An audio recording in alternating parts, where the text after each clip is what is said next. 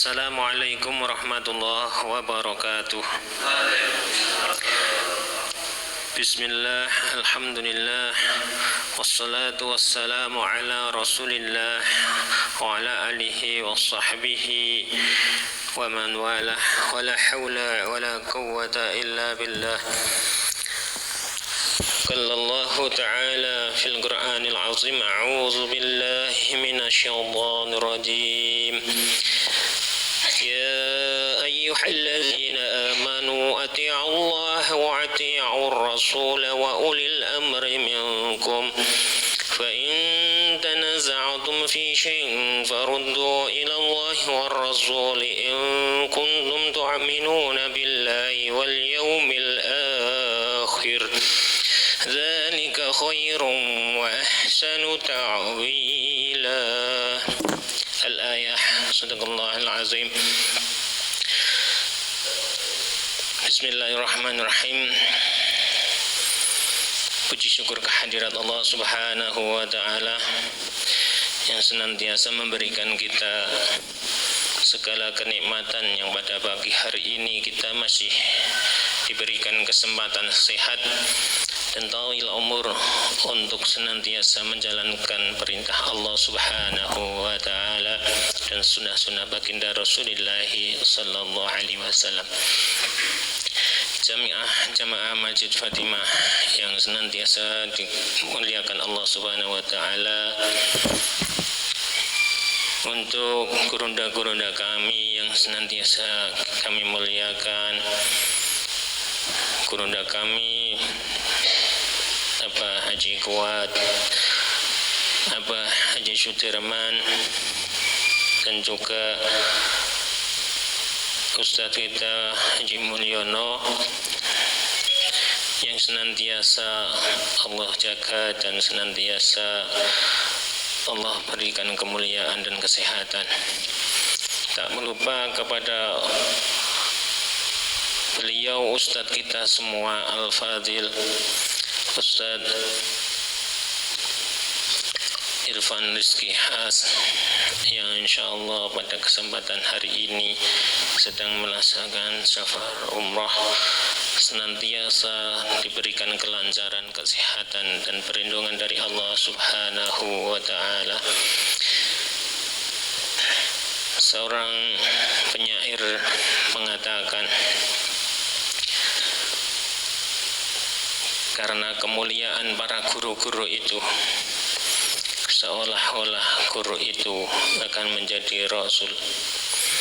Kata muta'aliman kana rasulan. Itulah syair yang sangat menyentuh yang pernah Fakir baca tentang bagaimana seorang guru itu dimuliakan. Bismillahirrahmanirrahim. Kita insyaallah masuk pada hadis yang ke-28. Marilah sebelumnya kita senantiasa melapangkan dada kita untuk menerima ilmu-ilmu yang insyaallah kita sampaikan. Semoga Allah menghujamkan manfaat kepada kita semua. Amin ya rabbal alamin. Bismillah.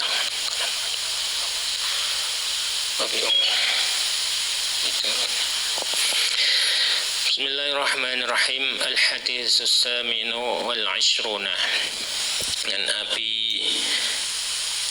Abi Bahij Al-Irbadi ibn Sariyah radhiyallahu ta'ala anhu qala wa'adana Rasulullah sallallahu alaihi wasallam ma'idatan wajilat minhal qulubu wa dariyat minhal uyun faqulna ya Rasulullah ka'annaha ma'idatan mawati'in fa'awsina qala usikum bitaqwallah azza wa jalla wasam'i wat-ta'ah wa in ta'amara alaikum abdun fa innahu man ya'si minkum fasayarah tilafan katsira فعليكم بسنتي وسنة الخلفاء الراشدين المهديين عضوا عليها بالنواجذ وإياكم وإنكم محدثات الأمور فإن كل بدعة ضلالة. Rahul Abu Daud. Bismillahirrahmanirrahim. Al-haditsus samina wal isruna, hadis yang ke-28 an Abi Bahij Al-Irbadi Ibni Syariyah radhiyallahu ta'ala anhu qala, dari Abi Naji dari Abi Naji yang memiliki nama asli Irbad bin Syariyah radhiyallahu ta'ala anhu qala, wa'adhana Rasulullah sallallahu alaihi wasallam, telah mewasiati, telah memberikan mau'izah, telah memberikan pesan, memberikan nasihat. Siapa baginda Rasulullah sallallahu alaihi wasallam, mau itu dan dengan sebuah pesan atau wasiat. Wajilat min hal qulub, yang tenggan nganu niku wajilat tu agawe ndredeg. Wajilat min hal qulub, membuat hati bergetar. Wadzarifat, lan leweran, istilahnya tenggen nganu niku lan leweran. Wadzarifat, lan suran min hal uyun, dari mata, maksudnya adalah bercucuran air mata. Fakulna, maka dikatakan, maka Abu Najih ini berkata, ya Rasulullah, ka'anaha mau'idatu mawati fa'ausina. Wahai Rasulullah, ka'anaha seolah-olah itu mau'idatu mawati, sebuah pesan pamitan perpisahan. Fa'usina, maka berilah kami nasihat, berilah kami wasiat. Qala, maka baginda Rasulullah SAW bersabda, usikum bitaqwallah, aku wasiatkan kepada kalian untuk bertakwa kepada Allah Azza wa Jalla. Wasam'i wa ta'ah, dan dengarkanlah dan taatilah.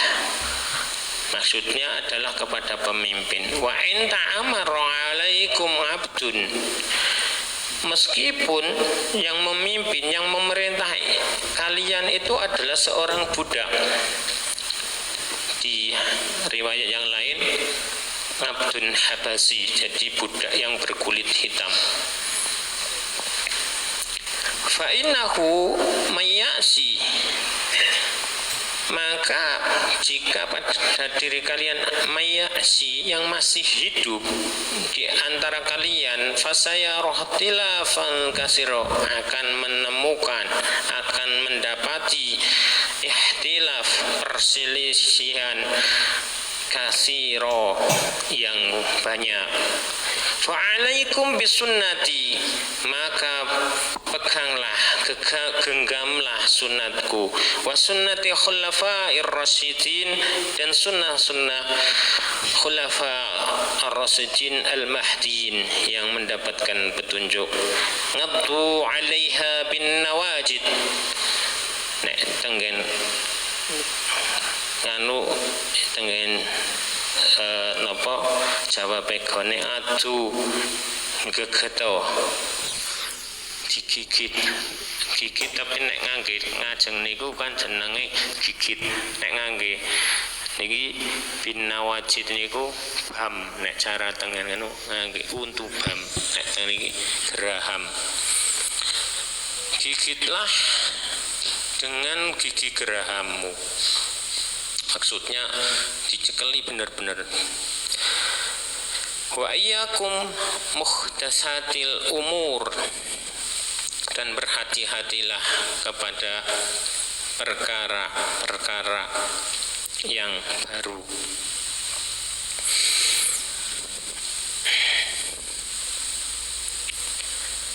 Fa in kulla bid'atin dhalalah, dan sesungguh setiap muhdatsatin, perkara-perkara yang baru itu adalah dhalal, bid'ah. Wa kulla bid'atin dhalalah, dan setiap bid'ah itu adalah sesat. Diriwayatkan oleh Abu Dawud wa Tirmizi wa qala haditsu hasan sahih, dan mereka berkata bahwa hadis ini adalah hasan sahih. Maka bareng-bareng nggih belajar niki nggih, kula tasih banyak belajar. Dari Abi Najih Al-Irbad bin Sariyah. Sinten niku Abi Najih Al-Irbad bin Sariyah. Abi Najih yang memiliki nama asli Irbad bin Sariyah itu adalah seorang sahabat yang termasuk Ahlus Sufah. Jadi beliau itu seperti hanya Abu Hurairah. Beliau itu tidurnya itu di dekat dengan masjidnya baginda Rasulullah SAW. Jadi Ahlus Sufah itu dia mendermakan dirinya itu secara keseluruhan itu untuk belajar dan belajar dan mengaji terhadap baginda Rasulullah SAW. Itu sedikit tentang Abi Najih Al-Irbad. Dan kita juga sering mendengar khutbah itu pembukanya itu, atau setiap khutbah atau ceramah itu pembukanya itu dengan hadis Irbad yang akhirnya adalah yang seperti ini. Mutatin umuri fa inna kulli mutatin umuri bid'atun wa inna bid'atun dhalalah.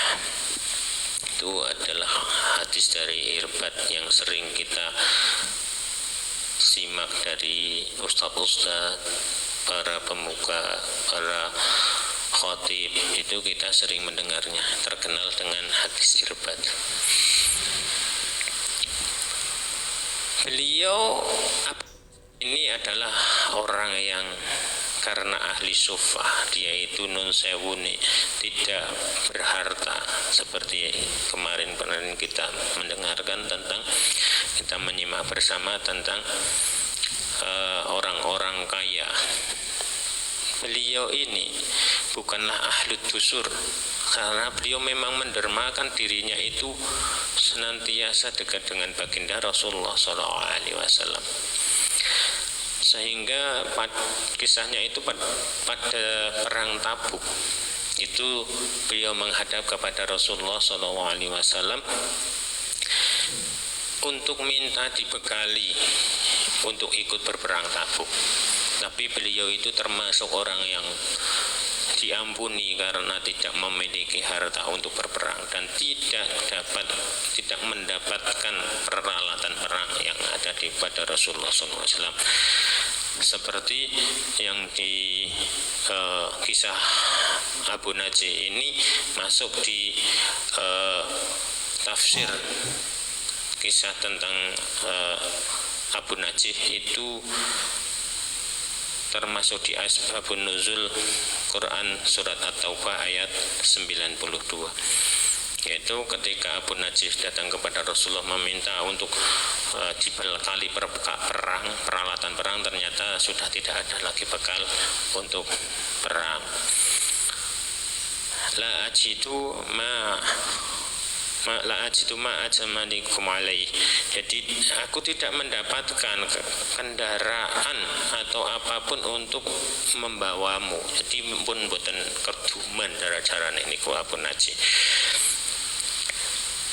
Sehingga lanjutannya itu tawalau nggih, tawallaw wa yunuhum tafitu minatami hasanan alla yajidu amma yunfikun. Mereka berpaling, carane balik dengan kesedihan hati mereka, bercucuran air mata mereka karena saking sedih, karena tidak ada yang mereka dapat infakkan untuk ikut berperang di perang Tabuk. Itu kisah tentang Abu Najih. Kita masuk di Mau'idhah. Niki Mau'idhah itu sering sebenarnya kita dengar juga. Mau'idhah itu wasiat, pesan atau berwasiat pesan atau memberikan wejangan acarane bahwa Rasulullah SAW itu berpesan yang menggetarkan hati para sahabat itu, wadharifat minhal uyun, dan membuat sedih, seolah-olah ya Rasulullah ka'anaha mau'idatu mawadhi, seolah-olah ini adalah pesan atau mau'idah yang terakhir. Fa'ausini, maka berilah kami wasiat. Apa wasiat baginda Rasulullah SAW? Usikum bitaqwallah azza wa jal. Yang pertama adalah diwasiatkan untuk bitaqwallah. Jadi diwasiati dengan bertakwa kepada Allah azza wa jal. Itu pesan yang pertama atau wasiat yang pertama. Beberapa pertemuan yang sebelumnya kita pernah mendengarkan, kita pernah menyimak bareng tentang pesan takwa di hadis yang keberapa nggih.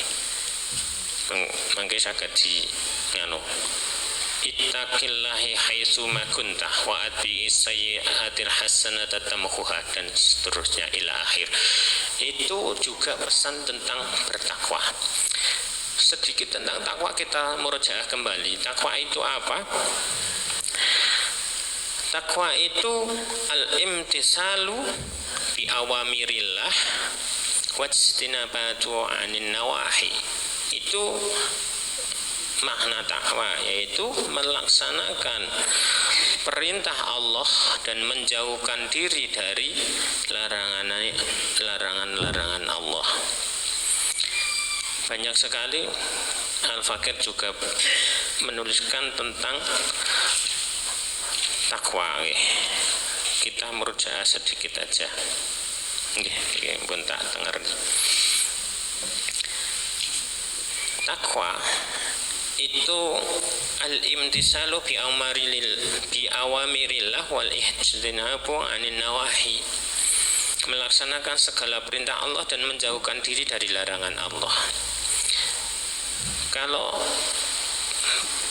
beliau Ali bin Abi Thalib karramallahu wajhah itu mendefinisikan takwa itu dalam sebuah syair, bait puisi.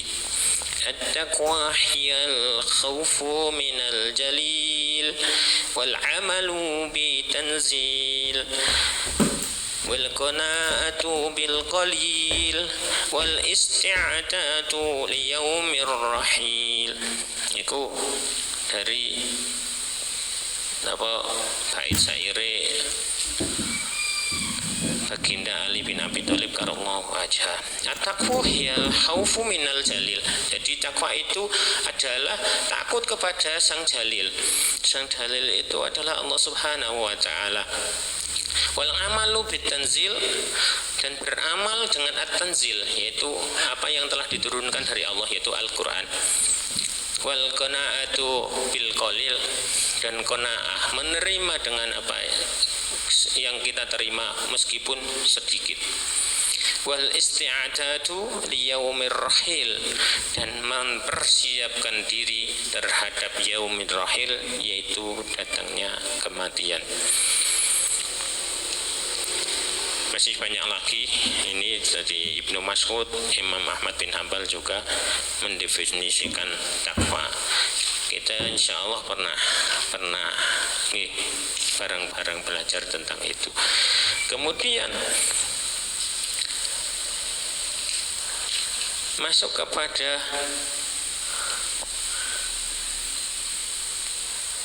wasiat yang kedua. Wasami wa ta'ati wa in ta'amaraka 'alaikum 'abdun fa innahu wa in kana 'alaikum 'abdun. Wasami wa ta'ati, dengarkanlah tilah. Wa in ta'amaraka, meskipun dipimpin oleh seorang budak. Di riwayat lain ada budak Habasyi, budak yang berkulit hitam. Tapi nggih niku cuma bahasa kiasan, karena termasuk syarat dari seorang pemimpin kalau zaman dulu masih perbudakan itu adalah orang yang merdeka. Jadi ini ibarat pengibaratan atau pengkiasan itu pemberian contoh itu dari meskipun ibarat itu orang yang paling hina itu. Jadi pemimpin kalian itu tetap wasam'i wa ta'ati, tetap dengarkan dan taatilah. Cuma ada catatan tersendiri. Kalau di dalam kita sering mendengar dari beliau Ustaz Irfan bahwa taat kepada pemimpin itu ada kaidahnya, yaitu la ta'atal makhluk, la ta'atal makhluk fi maksiatin khaliq. Jadi kita tidak boleh taat ketika pemimpin itu mengajak kita untuk bermaksiat kepada sang khaliq atau Allah Subhanahu wa taala. Itu kaidah fikihnya, la ta'atal makhluk fi maksiatil khaliq. Jadi kalau pemimpin itu sudah mengajak kita kepada kemaksiatan, ya kita tidak usah taat. Sederhananya kata niku. Jadi ibaratnya tinggalkan. Misalnya sudah jelas-jelas ada seorang pemimpin mengajak atau nun sewu itu barang yang haram, kita tinggalkan. Itu karena la ta'atal makhluk fil maksiatil khaliq. Jadi tidak ada taat kepada makhluk untuk bermaksiat kepada Allah kepada sang khaliq. Di kitab lain juga ada wasami wa ta'ati wa in kana fajiron. Meskipun seorang pemimpin itu adalah seorang yang fajir. Jadi ketika seorang yang fajir itu memimpin, ya jenenge mawon fajir nggih. Mungkin dia akan menggunakan kekuasaannya untuk mengajak atau memerintah kepada rakyatnya, memerintah kepada bawahannya untuk bermaksiat kepada Allah. Lah itu kita tinggal la ta'atal makhluk fil maksiatil khaliq. Itu yang jadi pegangan kita ketika kita patuh dan taat kepada pemimpin. Seperti tadi Al-Fakir sampaikan di surat An-Nisa ayat 59, ya ayyuhalladzina amanu ati'u Allah wa ati'ur rasul wa ulil amri minkum. Dan itu teng Al-Quran juga sudah ada, tapi ada catatan bahwa ketika pemimpin itu mengajak kepada kemaksiatan, perkara yang diharamkan Allah, itu kita ingkari. Sering disampaikan oleh beliau Ustadzuna bahwa kita seyogianya, setidaknya kita ingkar mungkar. Dalam hati kita mengingkarinya. Itu yang sering disampaikan dari Ustadz kita. Kemudian wasiat yang ketiga,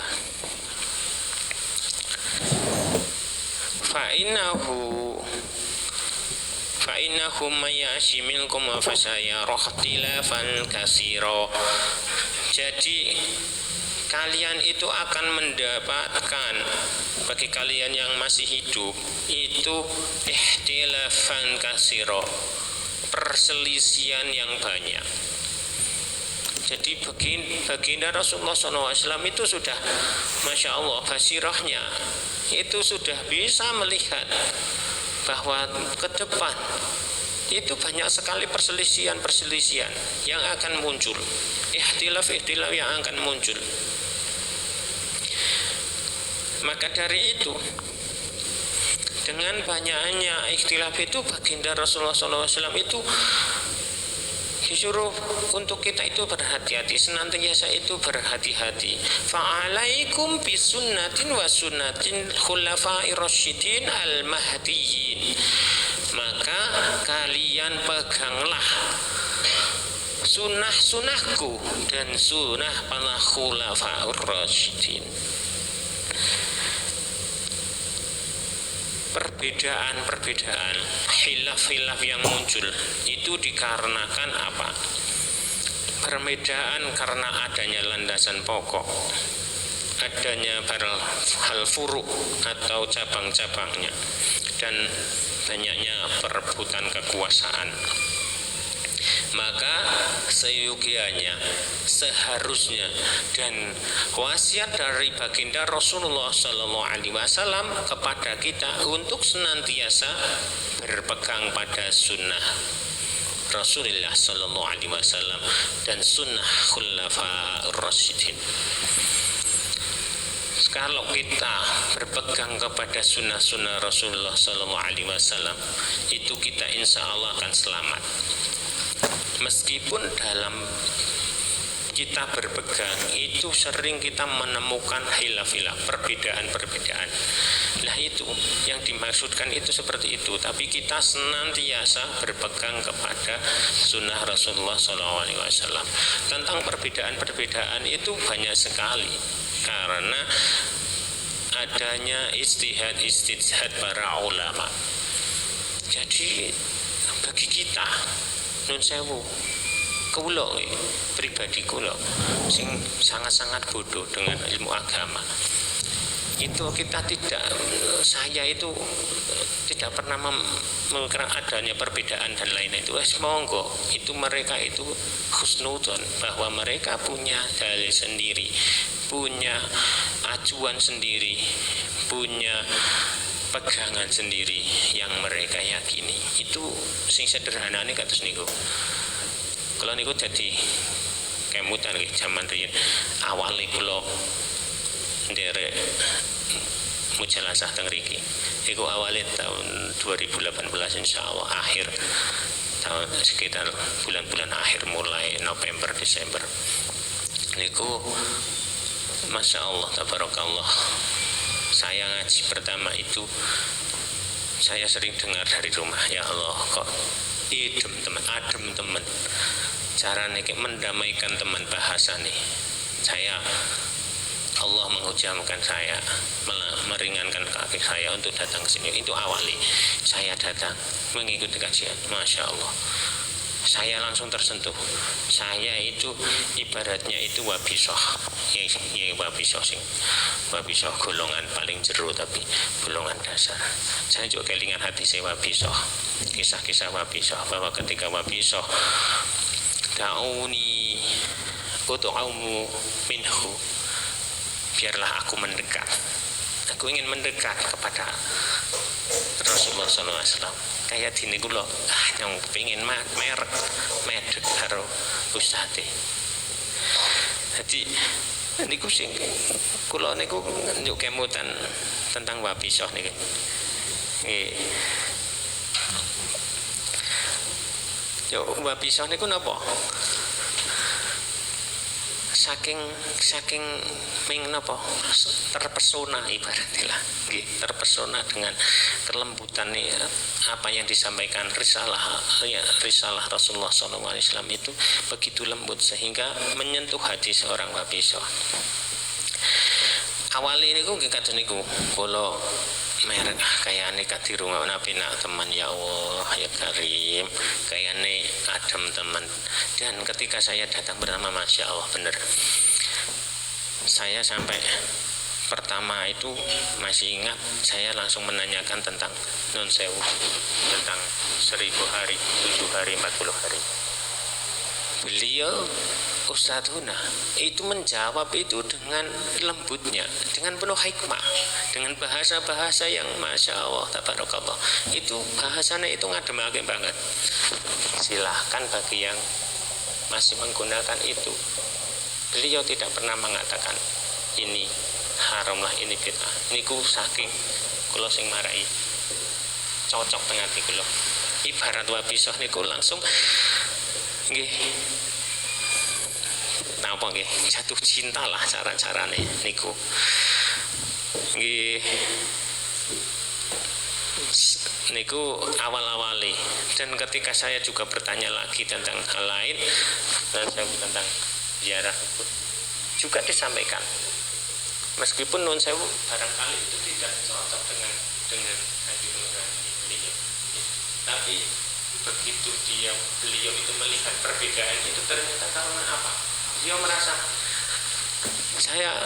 ilmu saya itu masih seperti ini, sependek pengetahuan saya. Jadi merasa bahwa orang lain itu senantiasa lebih banyak, lebih tahu tentang hal-hal tersebut, sehingga menggunakan cara-cara tersebut. Niku kisah sedikit tentang ikhtilaf jo merembet atau tapi nikulah kisah-kisah tentang apa ikhtilaf yang banyak itu pasti akan ditemui. Dan Khulafaur Rasyidin nggih langsung penggal mawon. Khulafaur Rasyidin niku sinten? Khulafaur Rasyidin di kitab-kitab itu, di buku-buku tentang sejarah-sejarah, bahwa Khulafaur Rasyidin itu yang kita sering pahami itu ada 4, yaitu Abu Bakar, Umar, Utsman, dan Ali. Tetapi ada catatan lagi bahwa ada yang mengikuti dalil tentang bahwa khilafah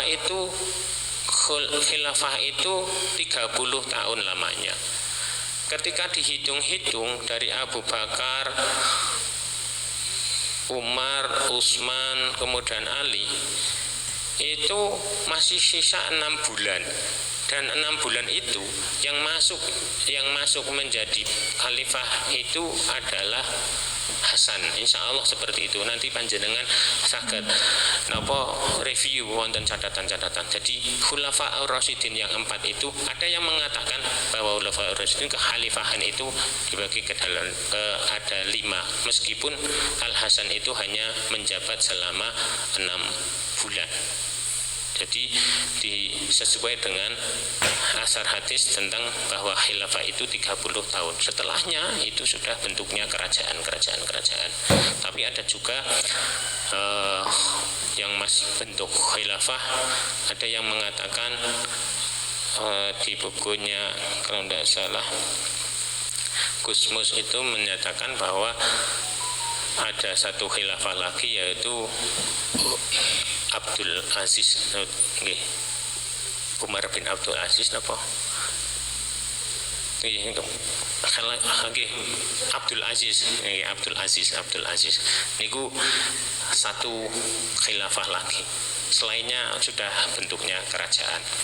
Niku tentang Khulafaur Rasyidin. Kemudian kenapa sih Khulafaur Rasyidin yang kita disuruh ikuti? Karena pembagian ulama itu ada 3 macam. Yang pertama ulama yang rasyid, termasuk di dalamnya adalah rasyid itu Khulafaur Rasyidin Al-Mahdiyin yang sudah jelas-jelas mendapatkan petunjuk. Itu yang pertama. Kemudian yang kedua al-ulama al-ghawi, ulama yang sesat. Tetapi al-ghawi itu adalah ulama yang sesat karena dia itu sudah tahu sebenarnya tentang kebenaran, tetapi dia menyengajakan diri untuk sesat. Ibaratnya wis ngerti ning deblek. Nah niku ulama ghawi. Yang ketiga, kita sering dengar mungkin ulama yang dol, ulama yang sesat, benar-benar sesat. Kesesatannya itu dikarenakan ketidaktahuannya. Nah niku ada 3. Jadi kategorinya itu ada 3. Kalau kita mungkin sering, kalau yang sering dengar itu ulama sing dol, ya ulama sing sesat. Sesat dol itu karena tidak tahu. Kalau sudah tahu tapi tetap berbuat sesat, contohnya lah ngaku nabi anyar, ngaku nabi baru, itu kan dia sudah tahu bahwa nabi terakhir, nabi pungkasan itu adalah Rasulullah SAW. La nabiya ba'dah, tidak ada nabi setelahnya, tapi ada yang mengaku nabi, dan anehnya lagi ada pengikutnya lagi. Lah itu, dan orang yang mengaku sebagai nabi baru itu adalah ulama. Misalnya dia itu dari golongan ulama, itu sudah golongan ulama yang khoi itu tadi, bukan sekedar dol. Kalau dol itu kan karena ketidaktahuannya. Nah itu karena ulama yang dol. Niku sedikit tentang Khulafaur Rasyidin ya. Kemudian fa'alaikum bisunnati wa sunnatul khulafair rasyidin al-mahdiyyin ngabdu 'alaiha bin nawajid. Jadi apa-apa perkataan sunnah-sunnah dari baginda Rasulullah SAW dan khulafaur rasyidin itu kita senantiasa genggam ngabdu 'alaiha bin nawajid. Jadi geget. Nek carane nek digigit pakai depan kan tesih gampang ditarik niku ibaratnya kados niku. Tapi nek gigiti geget, bukan gigit geget pakai gigi bam, nek tenggane niku kan ditarik atos. Karena gigi bam itu gigi yang kuat. Wa iyyakum muhdatsatil umuri. Jadi berhati-hatilah dengan perkara-perkara bid'ah. Niki bahasan bid'ah niku kadang angel nggih, napa perkara yang sangat napa sensitif. Kadang kita berkata tok, orang yang mendengar saja sudah wis langsung napa nggih mengkrik, iya guys ngomong bid'ah niku mendengar tok, cuma dikatakan wa kullu muhdatsatil umuri fa in kulla bid'ah wagi wae krungu nun sewu wagi wae mireng tentang bid'ah wah kaya mulai bid'ah. Bukan seperti itu. Kita itu memberikan pelajaran kehati-hatian tentang adanya perkara-perkara bid'ah. Niki apa sih jane bid'ah niku kan banyak sekali. Kalau di YouTube di artikel-artikel itu banyak sekali. Nah, saya cenderung kepada apa yang disampaikan oleh Ustadz Hadi Hidayat, bahwa kita itu tidak bermudah-mudah untuk mengatakan sebuah kata bid'ah. Jangan bermudah-mudah karena adanya perbedaan-perbedaan khilafiyah itu tadi. Khilafiyah yang disebabkan oleh ijtihad. Jadi wong golongane dhewek, golongane saya Al-Fakir niku alah urung apa-apa. Maca kitab mawon bahkan nun sewu dereng fasih kula. Lah nek wis ora pantes banget lah nek berbicara masalah bid'ah niku nek kula pribadi. Tapi niki adalah apa yang disampaikan oleh Rasulullah SAW tentang berhati-hatilah perkara-perkara yang baru dalam agama. Perkara yang baru dalam agama yang dikatakan bid'ah itu adalah yang berhubungan dengan akidah. Yang kedua adalah berhubungan dengan amal ibadah.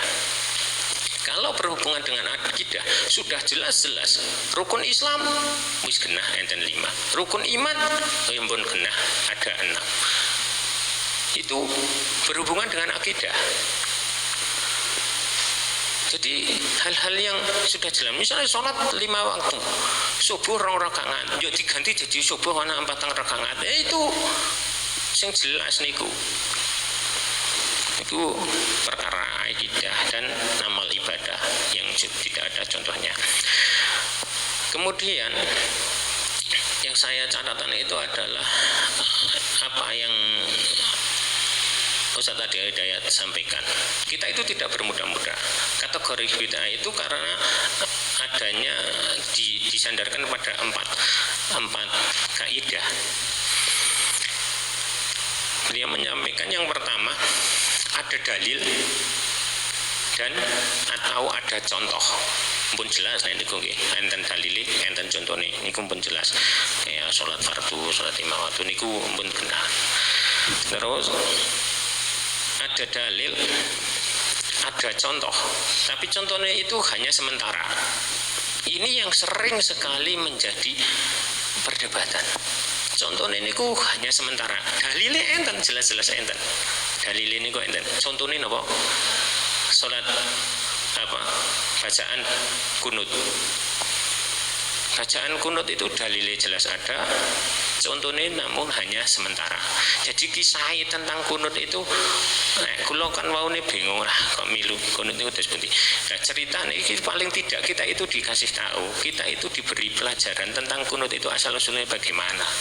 Yang kunut tidak fanatik dengan kunut, yang tidak kunut juga tidak bermudah-mudah mengatakan itu keluar dari sunnah.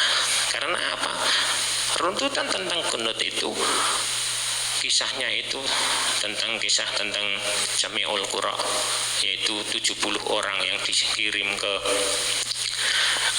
Bani Amir Tuafil lah niku.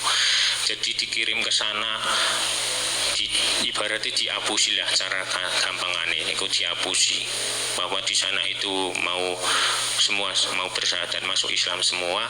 Ternyata ketika sampai di sana mereka semua itu dibunuh. Kemudian ada satu orang sing kula apal meneh, Ka'ab bin Zaid niku etok-etok mati ibaratnya seperti itu.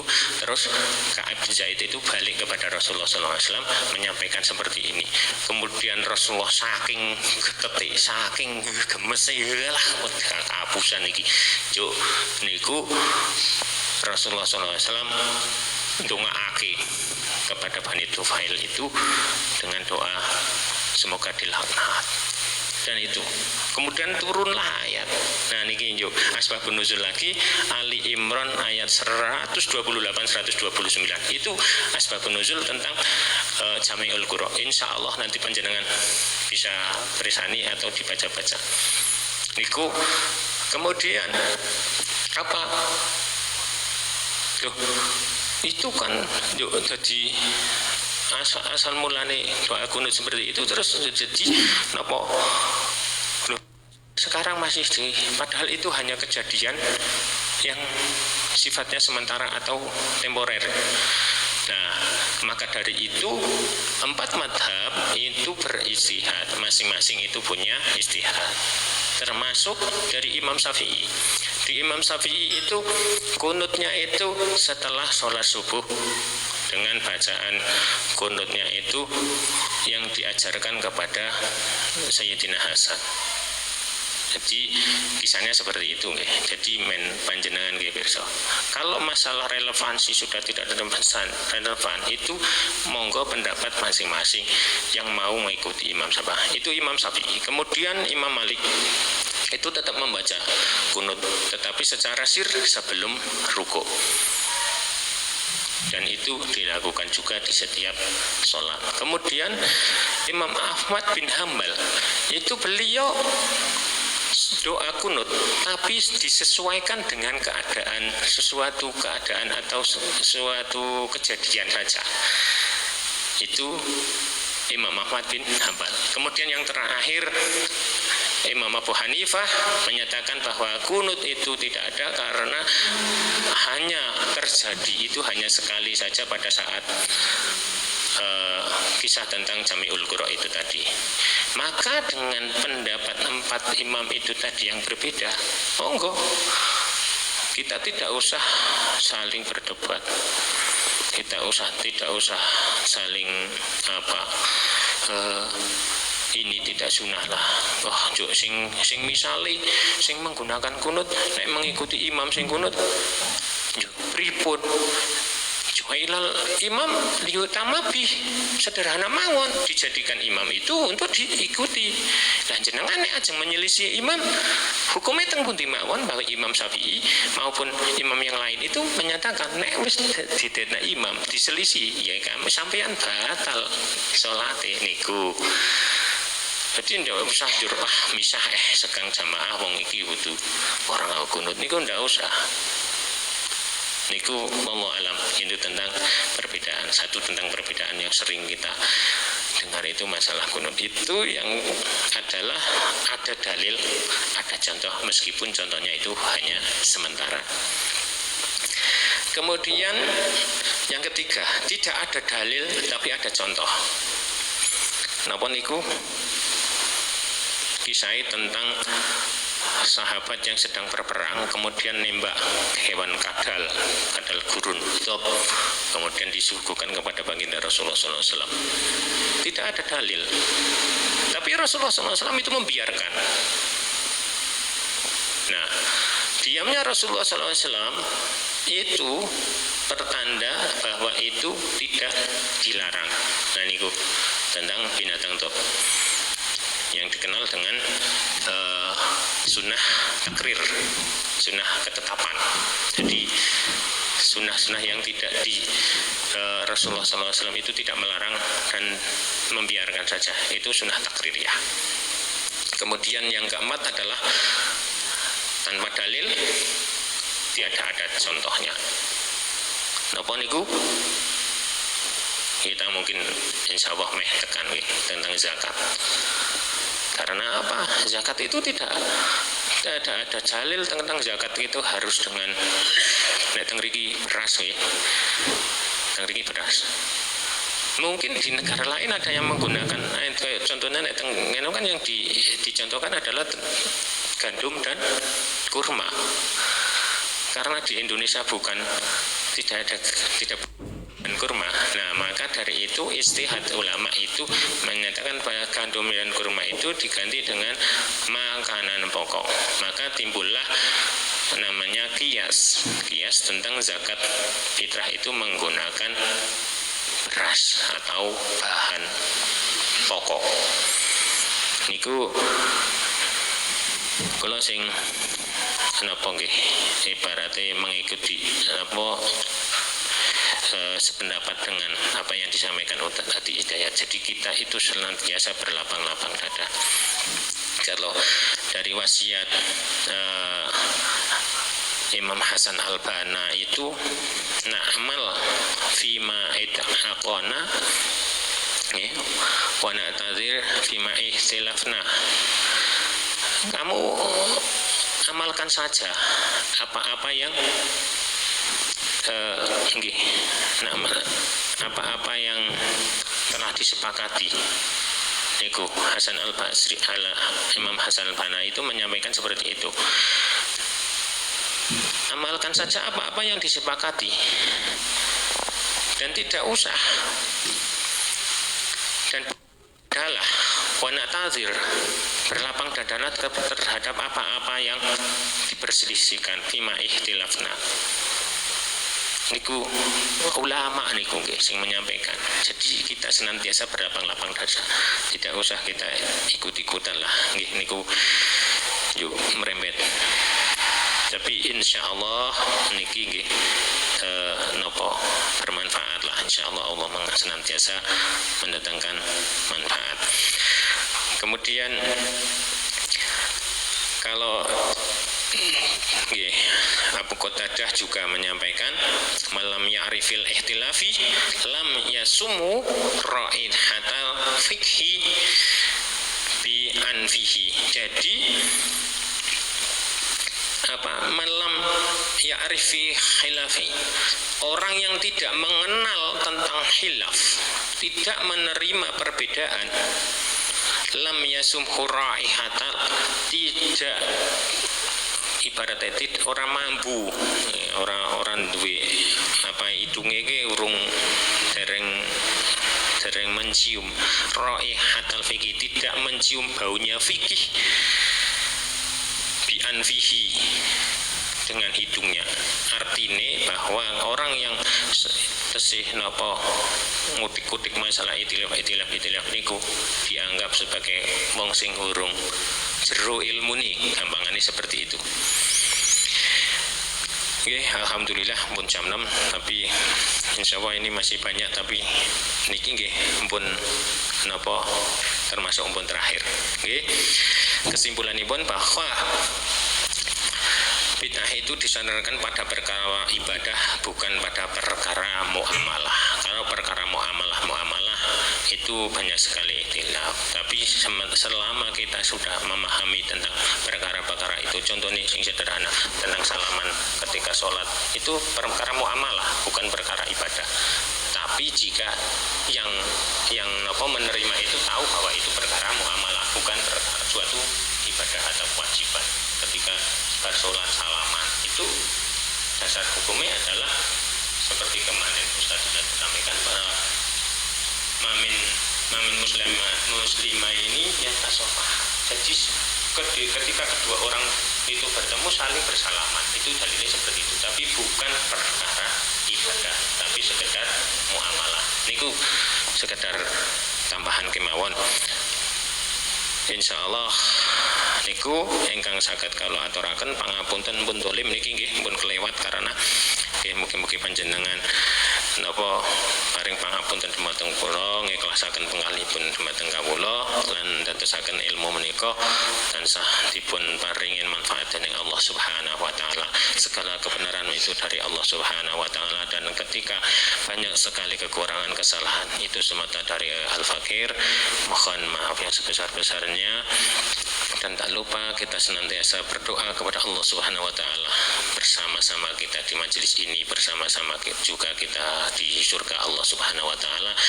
Dan teruntuk untuk saudara-saudara kita yang belum dihujamkan hidayah, semoga Allah senantiasa menghujamkan hidayah kepada saudara-saudara kita untuk senantiasa bertaat kepada Allah, takwa kepada Allah, dan menghindari segala kesyirikan, menghindari segala perkara-perkara kemaksiatan. Amin ya rabbal alamin. Wabillahi taufiq wal hidayah. Wassalamualaikum warahmatullahi wabarakatuh. Khairu ta'wana. Bismillahirrahmanirrahim. Subhanakallahumma wa bihamdika asyhadu an la ilaha illa anta astaghfiruka wa atubu ilaik. Alhamdulillahirabbil alamin.